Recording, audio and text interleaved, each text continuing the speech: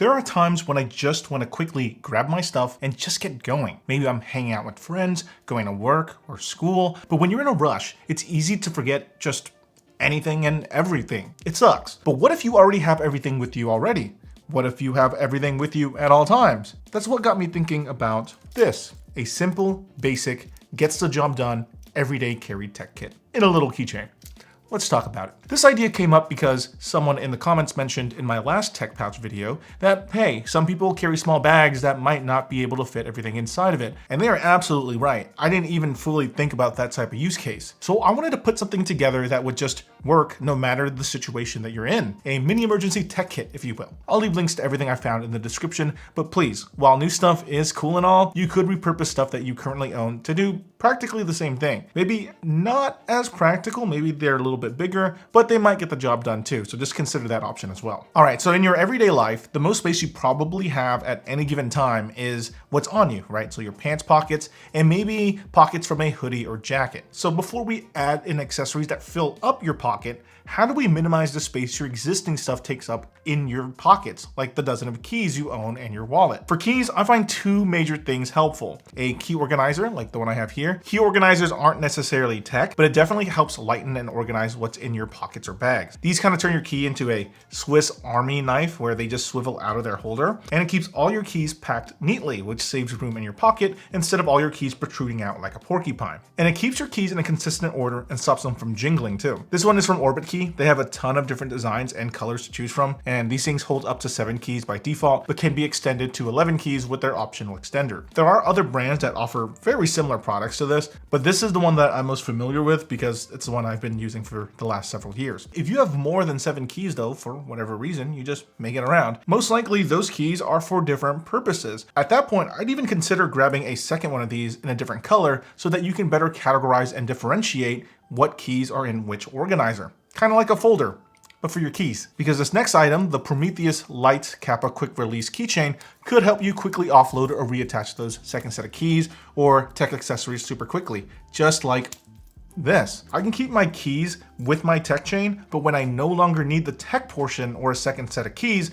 I can just pull it apart. Now on one key ring, I have just my keys, and on the other key ring, I have my supplemental keys or my tech kit. See, the thing is, I don't view the tech portion of the keychain as a permanent part of my key ring. And then when I want everything together, I can just snap them together just like this. This thing can hold up to 10 pounds, and realistically, with a decently filled up keychain, you probably won't hit that weight limit. Quickly attaching or detaching your kit could really lighten your load when you don't need all that extra stuff laying around. Some people like carrying little wallets or coin purses that attach to their keychain, and this could be a way to quickly remove that heavy piece when you'd prefer to just keep them separated. Okay, so one of the largest things I used to carry with me was a wallet. I would just shove this thing full of cards, and it just wasn't great keeping that with me all the time. I had my main credit card and debit cards and ID, but then there'd be random other bank cards, transit cards, membership cards to random places, and punch cards. Do places still do these? But the solution ended up being actually pretty simple. Make the wallet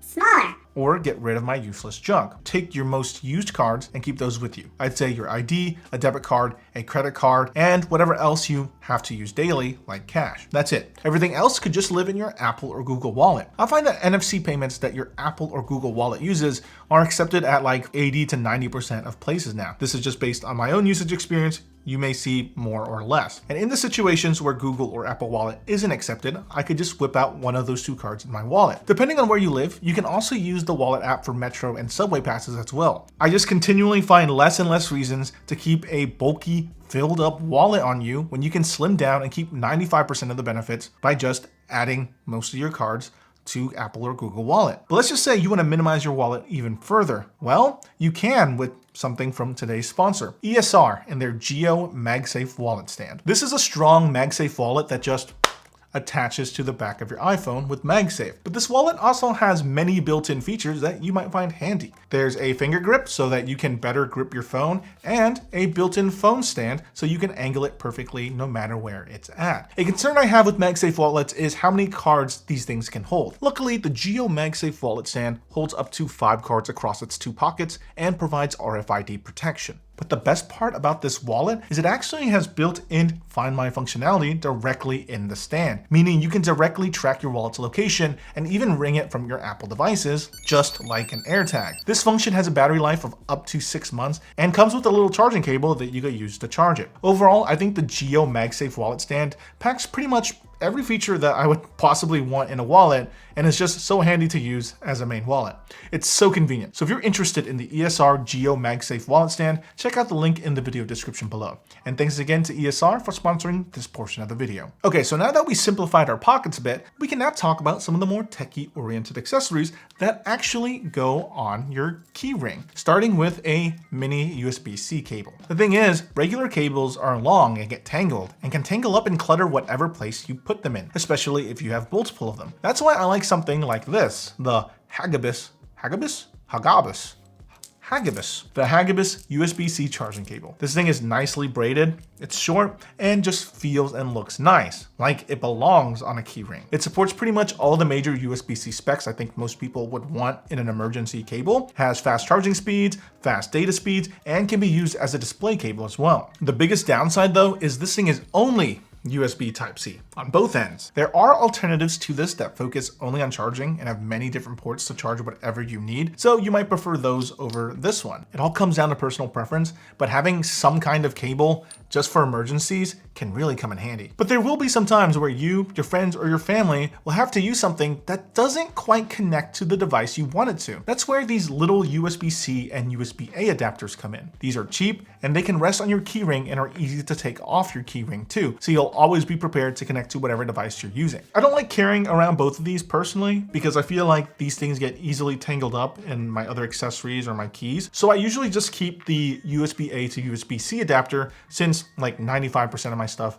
uses USB Type-C now. Now this next one is self-explanatory, but you should probably keep some kind of tracker on your keychain or keyring. Now I personally use AirTags because these can navigate you to exactly where they are, display their location on the Find My app, and they can also play a sound for you so you know just exactly where they are. Super convenient, and I place these things in pretty much every bag I own and use frequently. Now, there are rumors that Apple is launching newer versions of these soon with longer range. So for the current model, you can actually find great deals for a pack of 4. And there is a downside to these. They're normally just these little pucks, so you need some kind of accessory to make these attachable to your keychain though. So keep that in mind. These type of trackers are common in all sorts of shapes and sizes, and you can find many good Android and iOS alternatives out there as well. Don't feel like the AirTag is the only viable option out there. There's many different options out there. Now, these next few items that we're about to talk about still fit our criteria as small, very practical accessories that would fit in your pocket. But I would also imagine that you don't want everything in just your pockets. I imagine that these items would go well in whatever small bag that you carry. This could be a sling, a purse, a backpack, or briefcase, or whatever. When I go out, I kind of just shove everything in my pockets. When I do need to walk around with stuff casually,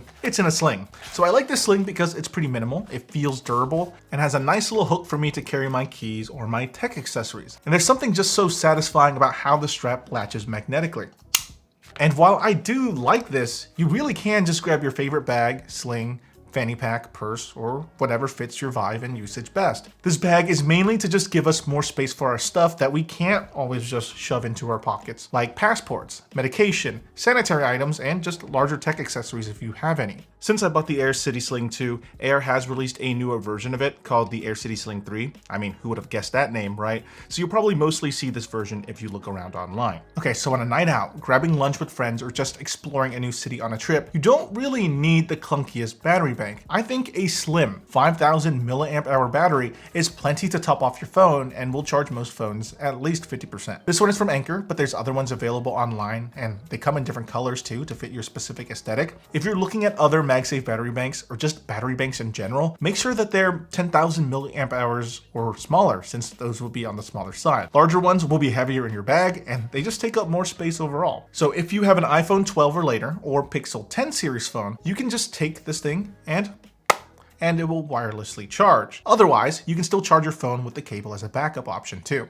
So regardless, this thing's got you covered. Okay, well that's a great battery supplement. You still need something to fully charge your devices. So some sort of wall charger. You can grab the random charging brick that came with your phone 5 years ago and just slap it into your bag and call it a day. But not all chargers are built the same. Typically, those small little chargers are meant for only small devices like your phone, wireless earbuds, or your smartwatch. Those can maybe charge your tablet or computer, but it's not made for those. Those require way more wattage, and more wattage means bigger and chunkier power brick. But since we're balancing between size, weight, and power, I think these two chargers are a great example of portable but powerful enough to charge even a beefy laptop. This Anker one is a 70-watt charger that's tiny for how many watts it provides, and it can charge up to 3 of your devices. Then there's this Taurus 67-watt FlexLine charger that has a USB-C port and a retractable USB-C cable. This one is a bit bulkier, but that's because there's an integrated cable, so you don't need to worry about bringing an extra cable for it. Both of these will charge beefy laptops just fine, though those will charge slower just because of how beefy those batteries are, and because those typically use chargers that are twice the wattage. So just expect slower charging speeds for bulky laptops. But not too bad considering these are very small, portable, and convenience-oriented power bricks. But for like your everyday carry bag, I think charging bricks this size is the largest I would personally go with, because you can actually get charging bricks that are way smaller if all you care about is keeping your phone or tablet charged. But yeah, the 60 to 70 watt portable charger category is definitely, I think, the sweet spot. Okay, so I know not everyone uses one of these, but if you have a smartwatch of any kind, you can find little charging pucks that either have a USB-C port on the end or can plug directly into a USB-C port. This particular one for the Apple Watch, made by Belkin, can plug directly into a wall charger, or you can even plug it into a battery pack like the one I just showed you earlier. You can just plug this into any USB-C port and get fast charging to your Apple Watch so easily. And lastly, the most important part, adding something personal to your keyring. Something that just makes it feel more like yours. Just because this video has been focused on mostly tech essentials and functionality doesn't mean it should be just that. Add something that just makes you happy too. Not only does it make your keyring way more easily recognizable when you happen to lose it, but also because it just feels good to have a nice reminder of the things that you enjoy in your own life. Okay, so everything that I mentioned throughout this video is just the basics. There's definitely more that you can add, and I go into more detail in my other video that you can find right here. There's plenty there that can be repurposed or shrunken to do something similar, so I've been using all this stuff myself, and it's really been coming in handy. I appreciate how practical things get when you're not stressed about sifting through your keys, frantically searching for a charging cable or charger, and being able to detach it like a pair of socks when you're not using it. And my pockets and bags stay lighter with less stuff in them too, making just everyday existence feel just a little bit freer. I don't think everything I mentioned will be helpful to everyone, and I'm sure we could make it even more useful if we wanted to, but I think as it is, it works pretty well for me. And hopefully this list of items helped you envision and plan out your own personal tech kit too. Anyway, that's how my tiny little everyday carry tech kit came out. So now I want to know what you personally think. Are you making an everyday tech kit for yourself? How do you have your own tech kit set up? What did I mention in this video that you found useful? Are there anything else that you think I should have included? Leave all that down in the comment section below, and I'll see you all next time. Bye.